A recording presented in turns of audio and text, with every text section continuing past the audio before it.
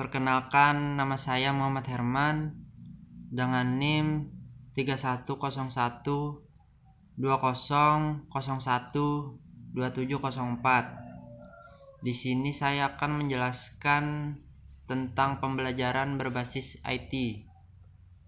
Apa itu pembelajaran berbasis IT? Pembelajaran berbasis teknologi ini dapat diartikan dalam proses pembelajaran. Setiap lembaga pendidikan dan peserta didik harus mempunyai perangkat atau media yang mengandung unsur teknologi guna tercapainya tujuan pembelajaran. Penggunaan IT atau information technology dalam pembelajaran.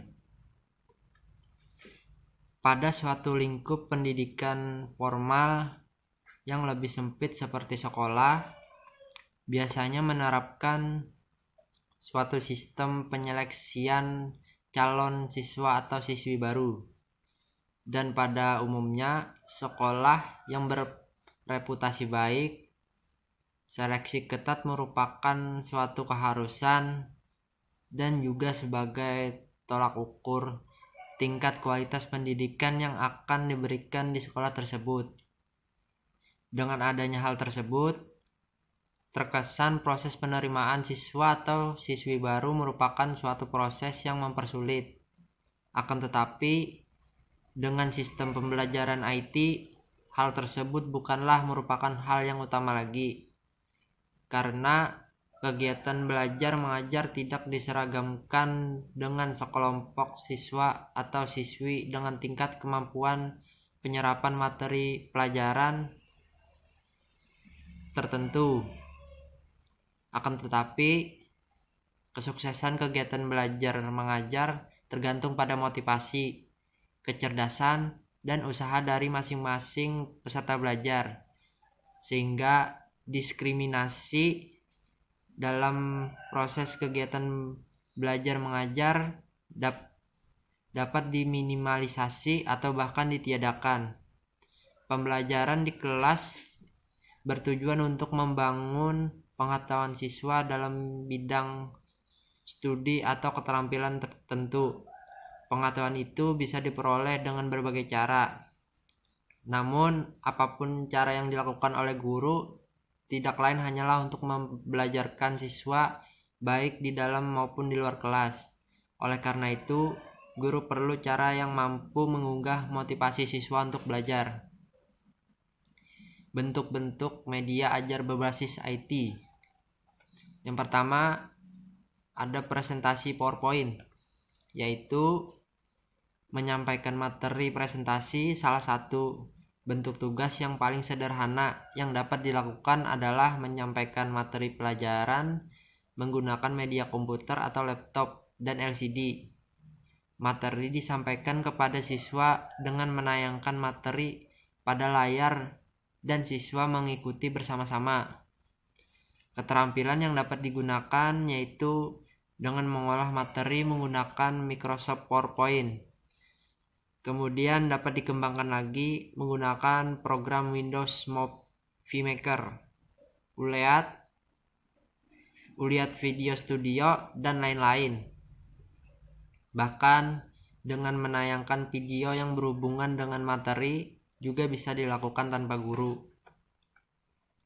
Yang kedua, memutar video dan lagu atau musik yang berkaitan dengan materi pembelajaran yang di sela-sela kegiatan belajar siswa. Misalnya saat siswa mengakses materi pelajaran melalui internet. Video pembelajaran.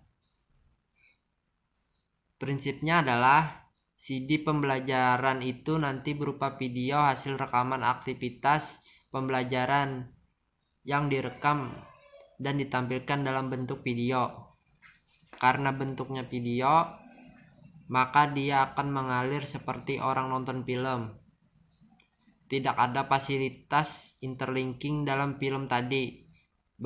Bahan video berasal dari rekaman Anda yang seolah-olah sedang mengajar di lab, sedang mengajarkan di workshop, rekaman desktop dengan Camtasia, atau bisa juga mencari dari situs-situs sosial video.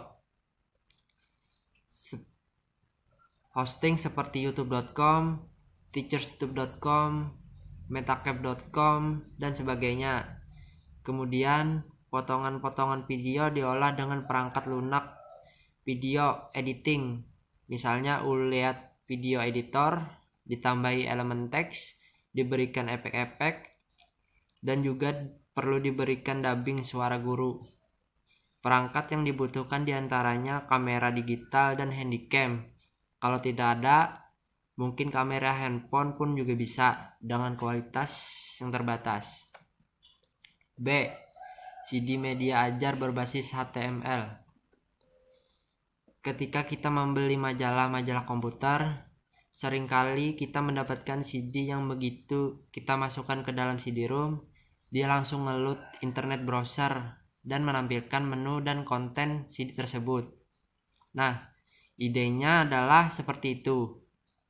Bahasa HTML adalah bahasa yang biasanya dipergunakan dalam menampilkan halaman web. Halaman HTML dapat dibuat dengan mudah. Tentunya akan sangat tergantung kepada yang bersangkutan dalam membuat tampilan. Setiap topik atau bahasan yang berhubungan dapat dengan dihubungkan dengan link atau hyperlink, sama persis dengan halaman web. Namun sekarang kita buat dalam bentuk CD. Caranya pun sangat mudah. Kumpulkan semua materi kerja dalam satu folder. Seluruh folder ini harus terkopi terkopi ke dalam CD dengan letak file dan struktur folder yang sama persis dengan saat pembuatan. Jangan lupa mengemas CD tersebut dalam bentuk autoran CD.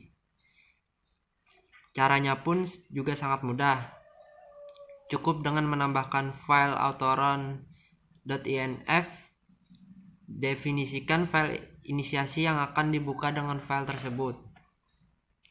C. Multimedia pembelajaran interaktif. Ini mungkin yang paling sulit. Namun demikian, hasilnya juga bisa sangat memuaskan. Software yang dipergunakan misalnya Macromedia Flash, Authorware, dan lain sebagainya. Elemen-elemen gambar dan audio video bisa tetap digabungkan di dalamnya. Animasi bisa dibuat dengan baik. Interaktivitas bisa dibuat dengan ActionScript. CD pembelajaran untuk anak-anak yang sekarang bisa kita peroleh di toko buku adalah contoh jenis media ajar jenis ini. Manfaat pembelajaran berbasis IT.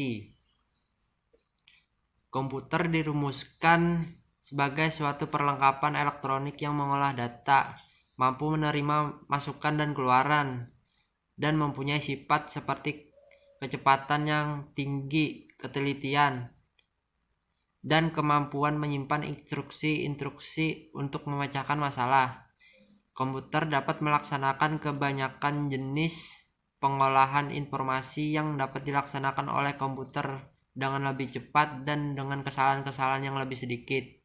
Komputer dapat membaca data dari ratusan kartu pons dalam waktu yang lebih singkat, menyimpan jutaan atau angka untuk kemudian dapat diperoleh kembali seketika, melaksanakan bermacam perhitungan yang sangat sulit, menulis surat yang telah diprogramkan, membuat gambar, kurve S, grafik, dan sebagainya.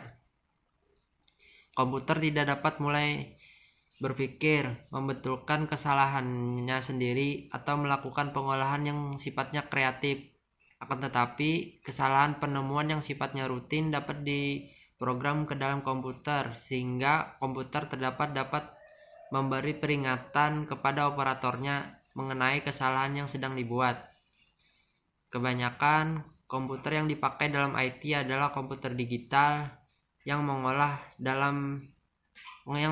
data dalam bentuk huruf atau angka yang berlainan, menggunakan line printer, mesin tik, alat pons kartu atau alat pons pita kertas untuk membuat laporan atau formulir jenis standar.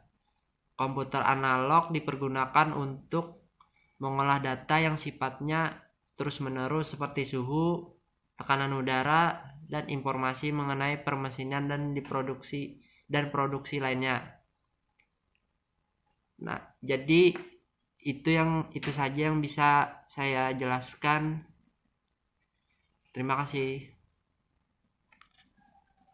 Assalamualaikum warahmatullahi wabarakatuh.